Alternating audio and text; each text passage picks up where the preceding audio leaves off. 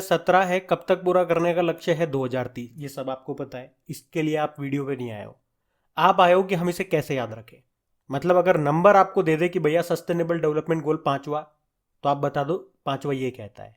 अगर उल्टा पूछ ले कि बताओ भैया सस्ती और स्वच्छ ऊर्जा, अफोर्डेबल एंड क्लीन एनर्जी, ये कौन सा नंबर का लक्ष्य है, कौन सा नंबर का एसडीजी है, तो आंसर हो जाएगा 7वां। ऐसे भी आप बता दो। तो चलो इसको याद करते हैं ट्रिक से। अच्छा, उससे पहले मेरे एक प्रश्न का उत्तर दो। आपने अपने बचपन में, बचपन छोड़ो, आपने अपने कॉलेज टाइम पे कौन कौन से सब्जेक्ट की पढ़ाई की है, या क्या क्या आपने पढ़ा है? क्या आप बता सकते हो? आपको कि नहीं बता सकते? थोड़ा बहुत बता देंगे, पूरा नहीं बता सकते। लेकिन अगर मैं पूछूं कि कॉलेज टाइम में आपने वो मूवी देखी थी, उसकी स्टोरी बता सकते हो क्या? आपके तो बता देंगे। तो पिक्चर आपको याद हो जाती है, आपको हाँ याद हो जाती है, पढ़ाई याद नहीं होती भैया। तो मूवी क्यों याद हो जाती है? क्योंकि उसमें एक स्टोरी होती है और उसमें पिक्चर भी होते हैं, इमेजेस होती है, इसीलिए हमें वो याद हो जाती है। तो जब हमें पता है कि हमें कैसे चीज़ें याद होती है, तो उसको वैसे याद करते हैं ना, क्यों दिमाग लगाएं। मतलब अब मैं यहाँ पे आपको मूवी दिखाने वाला हूँ, और इसकी खास बात ये होगी, ये मूवी आपसे संबंधित होगी। क्योंकि आपसे संबंधित होगी तो आप इसे रिलेट करके लंबे समय तक याद रख पाओगे। तो ये अब जो मैं मूवी आपको बताऊंगा, इसका संबंध होगा आपके आने वाले बच्चे से। शर्माओ मत, फ्यूचर बच्चा कह दो। तो मतलब उस बच्चे के लिए आपके क्या क्या सपने होंगे, आप क्या क्या करोगे उस वक्त, यही इस मूवी में बताया गया है। देखो, जब आपका बच्चा होगा तो सबसे पहली कंडीशन आप क्या चाहोगे? कि आपके पास खूब सारे पैसे हो, ताकि आप उसकी सारी ज़रूरतें पूरी कर पाओ। जो शायद आपके टाइम पे कमी रह गई हो, वो कोई कमी आप नहीं रहने देना चाहोगे। तो सबसे पहली कंडीशन, आपकी जेब में होना चाहिए पैसा। तो हमारा पहला सस्टेनेबल डेवलपमेंट गोल क्या हो गया? पैसा। नो पॉवर्टी, गरीबी नहीं होनी चाहिए। अब आपका बच्चा हो गया, जन्म ले लिया। अब उसको लगेगी भूख। तो भूख लगेगी तो आप क्या खिलाओगे? रोटियां खिला दोगे? नहीं, उसे जूस पिलाओगे, अच्छे अच्छे महंगे महंगे प्रोडक्ट्स, जो भी न्यूट्रिशंस वाली चीज़ें होती है वो खिलाओगे। और ये कब खिला पाओगे? जब पैसा होगा। इसीलिए हमने कहा ना, सबसे नंबर 1 चीज़ हमारी क्या है? पैसा। पैसा होगा तो बच्चे को अच्छा अच्छा खाना खिलाओगे, मतलब भूखमरी को समाप्त कर दोगे उसकी। और जब बच्चे ने अच्छा अच्छा खाना खाया होगा तो वो रहेगा हेल्दी जीवन भर, उसका अच्छा स्वास्थ्य रहेगा। तो ये तो हो गया बच्चे का छोटी उम्र का जीवन। तो ये 3 बातें तो हो गई जब आपका बच्चा बिल्कुल छोटा है। पहली बात, पैसा होना चाहिए जेब में, तो अच्छा खाना खिलाओगे उसे, भूखा नहीं रहने दोगे। अच्छा खाना खिलाओगे तो वो स्वस्थ रहेगा। अब बात आती है उसको एजुकेशन दिलवाने की। अब आप कहोगे क्या चल खाना ही खाता रहेगा क्या, स्कूल चल। तो अब आप उसको पहली बार उसके जीवन में स्कूल छोड़ने जाओगे, क्वालिटी एजुकेशन दिलवानी है उसको। अब जीवन में पहली बार उसे स्कूल छोड़ने जाओगे, तो एक बार आपका मन तो करेगा ना यार, उसे क्लासरूम में देख करके आऊं क्या कर रहा है। Don't skip ahead here. Skip ahead here to your dream school with the Duolingo English test. Get your language. यार उसे क्लासरूम में देख करके आऊं क्या कर रहा है नटखट, कहीं मेरी तरह पीछे पीछे तो नहीं बैठा। तो आप क्लासरूम में जाकर के देखते हो, और आप क्या देखते हो? कि वो तो लड़की के पास बैठा है, मस्ती कर रहा है। मतलब ये तो पूरा मुझको गया है। मतलब हमारे टाइम की तरह नहीं है कि लड़कियां अलग बैठेगी लड़के अलग बैठेंगे। लड़के लड़की सब साथ में बैठे हैं। बचपन में क्या लड़का क्या लड़की। मतलब क्लासरूम से क्या पता लगा आपको? यहाँ पे जेंडर इक्वलिटी है, लैंगिक समानता। अब आपका मन खुश हो गया, अरे ये तो पूरा मुझको गया है। अब आप स्कूल से बाहर आते हो, लेकिन बाहर आते वक्त आप क्या देखते हो? कि स्कूल में एक नल लगा हुआ है बाहर, और वहीं पे सब बच्चे पानी पी रहे हैं। और पानी कहाँ से आ रहा है? ऊपर टंकी में से आ रहा है, गंदा पानी।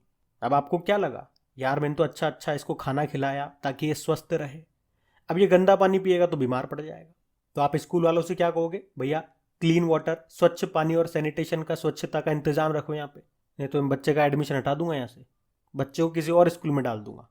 और आप देखते हो कि यहाँ तो लाइटें भी नहीं आ रही, बच्चे से लथपथ हो रहे हैं पसीने में।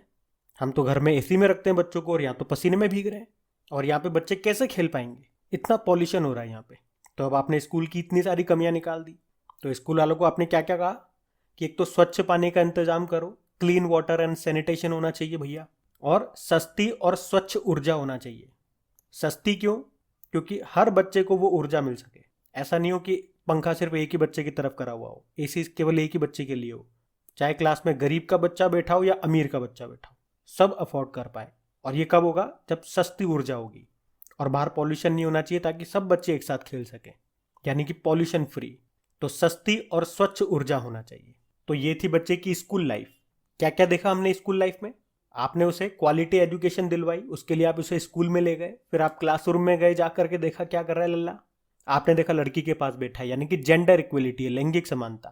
फिर आपने बाहर आते वक्त देखा कि यहाँ तो स्वच्छ पानी नहीं है, आपने कहा कि भैया स्वच्छ पानी होना चाहिए, सैनिटेशन का ध्यान रखो बिल्कुल, और क्लासरूम में पंखे कूलर एसी वगैरह लगाओ, पॉल्यूशन फ्री वातावरण होना चाहिए, यानी कि सस्ती और स्वच्छ ऊर्जा होना चाहिए।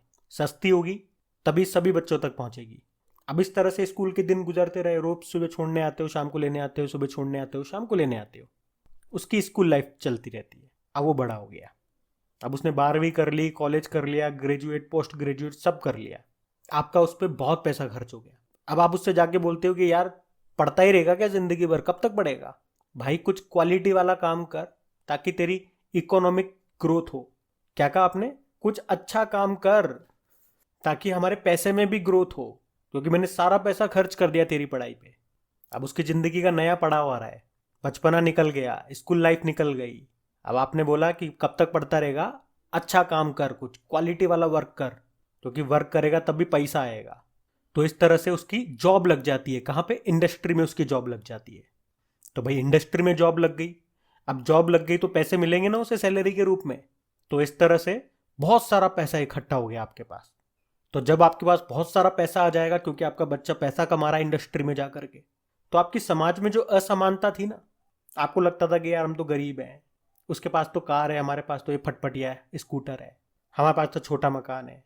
तो अब धीरे धीरे आपकी वो असमानता खत्म होती जा रही है, असमानता में कमी आ रही है। और ये असमानता में कमी कैसे आई, क्योंकि आपने अपने बच्चे से कहा कि भैया कब तक पढ़ता रहेगा यार, कुछ अच्छा काम कर, अपनी इकोनॉमिक कंडीशन में ग्रोथ लेकर के आ। तो उसके बाद उसकी इंडस्ट्री में जॉब लग गई, इंडस्ट्री में जॉब कर रहा है, खूब पैसा कमा रहा है। फिर समाज में आपके आपके परिवार में आपकी जो असमानता थी वो खत्म हो गई, अब सबके समान हो गया, बड़े बड़े लोगों के साथ उठना बैठना हो गया, तो असमानता में कमी आ गई। अब हो गया भाई आपके पास खूब पैसा, अब आपने कहा कि यार बेटा कब तक जॉब करता रहेगा, बिजनेस कर, बिजनेस, बिजनेस में खूब पैसा लल्ला। अब आपका बेटा सीधा साधा भोला भाला, उसने कहा पापा क्या बिजनेस करूँ आप ही बता दो। आपने कहा कि बेटा प्रॉपर्टी में बहुत पैसा है, प्रॉपर्टी में पैसा लगा, प्रॉपर्टी में एक काम कर, शहर के शहर बना दे, सामुदायिक भवन बना, शहर बना, फिर उनको बेच। तो वो शहर के शहर बनाने लगा, सामुदायिक भवन बनाने लगा। अब आपने उसे सलाह तो दे दी, खुद को कुछ आता जाता नहीं है, सलाह तो दे दी। अब फिर आपने देखने लगा यार जो पैसा इकट्ठा किया था वो तो पानी की तरह बह रहा है, क्योंकि सिटी बनाने में, शहर बनाने में तो बहुत पैसा लगता है। अब फिर आप अपने बेटे से कहते हो कि बेटा खर्च कम कर, ये जो कंजप्शन हो रहा है ईंट का, सीमेंट का, रेती का, कंजप्शन कम कर, जिम्मेदारी ले कुछ, ये कारीगर तो ऐसे ही बहुत सारा वेस्ट कर देंगे, जिम्मेदारी के साथ उपभोग कर, कम कम ईंटें लगा, कम कम सीमेंट लगा और उत्पादन ज़्यादा कर, वरना ये कारीगर तो कंजप्शन ज़्यादा करेंगे और उत्पादन कम करेंगे। हाँ, आपके बेटे ने कहा ठीक है पापा, अब मैं जिम्मेदारी के साथ उपभोग करूंगा, कंजप्शन करूंगा चीज़ों का, ईंट भट्टों का, और उत्पादन ज़्यादा से ज़्यादा करूंगा, मतलब ज़्यादा से ज़्यादा सिटीज़ बना दूंगा। अब आपकी इस सलाह पे आपका बच्चा एक ही ट्रोली ईंट में एक मकान बना देता है, भगवान जाने कैसे बनाता है। अब सिटी बन गई, सामुदायिक भवन बन गए, आपने बेच दिया सबको, लोग रहने लग गए उनमें।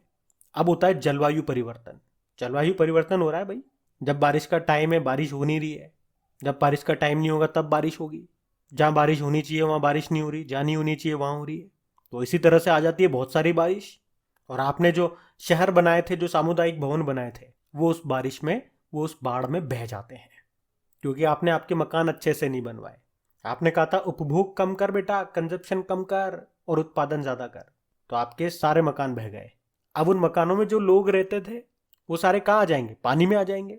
तो पानी में उनका जीवन हो गया भैया, जीवन पानी पानी हो गया, मकान वकान तो गए जने का, जीवन पानी में आ गया। अब धीरे धीरे धीरे जैसे पानी सूखता गया वो लोग जमीन पे आए, तो फिर उनका जीवन भूमि पे आया। पहले तो आपके बनाए हुए कच्चे मकानों में रह रहे थे, फिर बाढ़ आने से, क्लाइमेट चेंज आने से, बाढ़ आने से उनके मकान टूट गए और उनका जीवन पानी में आ गया। अब धीरे धीरे पानी सूखा बाढ़ का, तो उनका जीवन जमीन पे आया। अब आप ही सोच के बताओ अब क्या होना है आपका। अब वो गुस्साई जनता आपका विरोध करेगी, हाय हाय हाय। 3 दिन तो बहुत ही बढ़िया रहे मेरे। अगर न्यूमरोलॉजी सच में किसी को सीखनी, आपका विरोध करेगी, हाय हाय हाय हाय, हमें न्याय चाहिए, हमें पैसा चाहिए, मारो मारो मारो। तो फिर आप जाते हो, क्योंकि गलती भी आपकी है। आप कहते हो अरे अरे शांति बनाए रखो, अरे भाई भाई शांति शांति, अरे शांति करना है यार, अजब शांति रख, सबको न्याय मिलेगा। शांति रखो, शांति रखो, सबको न्याय मिलेगा, सबको सबका पैसा मिल जाएगा। तो अब आपका अंतिम लक्ष्य क्या होगा भैया? कैसे भी करके सबको सबका पैसा लौटा दिया जाए, वरना जेल हो जाएगी आपको। अब पैसा तो है नहीं, तो ऐसे बुरे समय पे काम आता है परिवार। चाचा, बुआ, ताऊ, मामा, मौसी, सबसे आपने मिलकर के बात की, सबसे थोड़ा थोड़ा पैसा लिया सामूहिक साझेदारी से कि भाई साहब पैसा दे दो, फिर बाद में लौटा दूंगा, पैसा दे दो। और फिर उन लोगों का पैसा लौटाया, और इस तरह से आपका लक्ष्य पूरा हो गया कि चलो भैया इनसे तो छुटकारा मिला, आगे से कान पकड़ते हैं, ऐसा काम नहीं करेंगे। या आप आखिरी में ऐसे भी बोल सकते हो कि हमारा लक्ष्य क्या है? 17 सस्टेनेबल डेवलपमेंट गोल्स को याद करने का। तो जब भी लक्ष्य की बात आती है तो वो होगा 17वें नंबर का। अब पूरी कहानी आपको समझ में आ गई, बिल्कुल धीरे धीरे बताई मैंने आपको। अरे एक बार फिर से इस कहानी को स्टार्टिंग से फास्ट फास्ट हम रिकॉल